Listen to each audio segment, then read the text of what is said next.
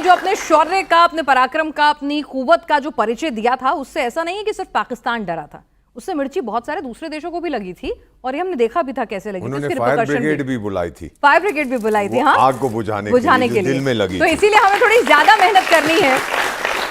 मैं आपसे, अगर आप इजाजत जी जी बिल्कुल, मैं आप ही के पास आ रही थी। बच्चों से कुछ पूछना चाहता हूं। कुछ साल पहले भारत के प्रधानमंत्री ने गुजरात में कहा था, हमारा सिद्धांत है कि हम घर में घुस के मारेंगे। याद है आप लोगों को?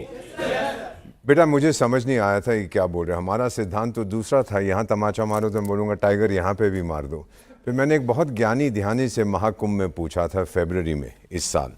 उन्होंने मुझे बताया कि एम्बेसडर, आपको मालूम है ना, जब भगवान श्री हनुमान गए थे उस द्वीप में, वहाँ के महल को आग लगा के बाहर आए।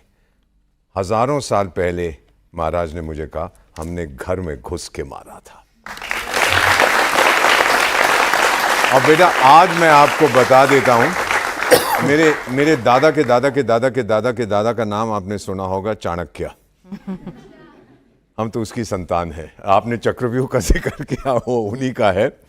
उन्होंने कहा है कि अगर आपको शांति चाहिए तो अपनी शक्ति बढ़ाइए। शक्ति इज्जत करती है केवल शक्ति की।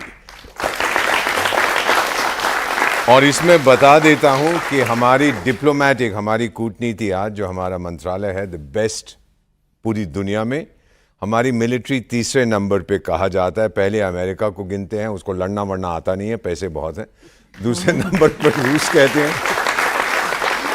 दूसरे नंबर पर रूस की बात होती है और तीसरे नंबर पर फिर वो भारत को कहते हैं। आर्थिक व्यवस्था नंबर 1 अमेरिका की है, कहते तो यही है। दूसरा चीन, वो झूठ बोलता है। और थर्ड लार्जेस्ट इकोनॉमी, मैं तो इकोनॉमिस्ट हूँ, मेरा मानना है हम वहाँ पहुँच चुके हैं। तो यानी हम अलग अलग लेवल पे स्ट्राइक लगातार कर रहे हैं और ये हमारी स्ट्राइक्स लगातार जारी हैं और पाकिस्तान को भी पिंच हो रही हैं और दुनिया को भी पिंच हो रही हैं। लेकिन इस बीच मेजर चौधरी, आपसे फिर से, क्योंकि हमारे साथ लाइव ऑडियंस भी यहाँ मौजूद है और हमारे दर्शक भी देख रहे हैं, ये बताइए कि पाकिस्तान अगर फुल फ्लेज वॉर में नहीं भी जाएगा तो अपने टेररिस्ट को भेजता रहेगा, उससे वो बाज नहीं आने वाला है। ये क्लियर कट सभी का ओपिनियन है। तो ऐसे में उनको किस तरह से हमारे जो शूरवीर हैं, किस तरह से उनको न्यूट्रलाइज करते हैं, किस तरह से उनसे फाइट बैक करते हैं? अगर आपका कुछ पर्सनल एक्सपीरियंस रहा हो, अगर आप हमारे दर्शकों को समझा सकें। देखिए, जैसे आपने बोला, तो सबसे पहले एक पुरानी कहावत है कि चोर चोरी से जाए, हेरा फेरी से ना जाए।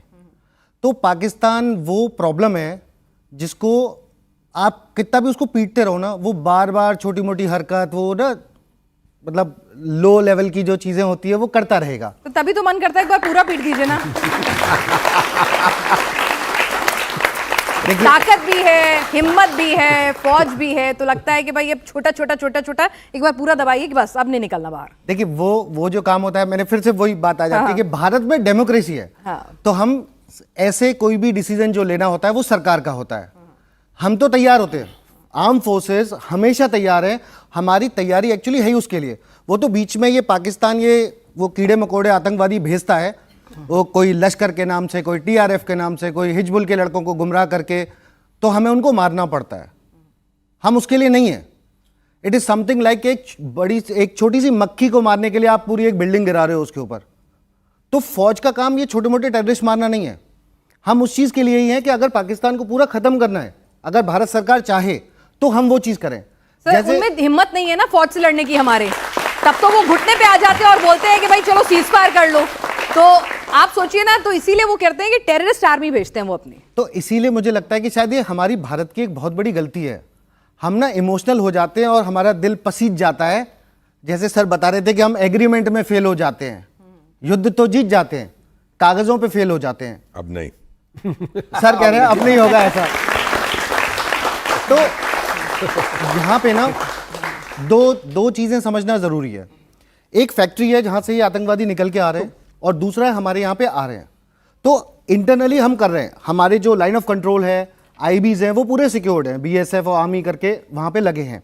उसको हम रोक रहे हैं। जो कोई इन्फिल्ट्रेट करता है, फिर राष्ट्र राइफल्स और बाकी हम लोग जाके उनको मार के आते हैं वहां पे। लेकिन ये तब तक चलता रहेगा जब तक वहां से मास प्रोडक्शन चल रहा है। ठीक है? तो पाकिस्तान में जो हालात है, पता नहीं क्यों उनके नागरिक भी नहीं समझते, पता नहीं पढ़ते लिखते नहीं है शायद वो लोग या उनका मीडिया सीज्ड है। एक लड़का जो टेररिस्ट बनता है उसका लाइफ स्पैन 6 महीने के आसपास का रहता है, बस इतना ही है।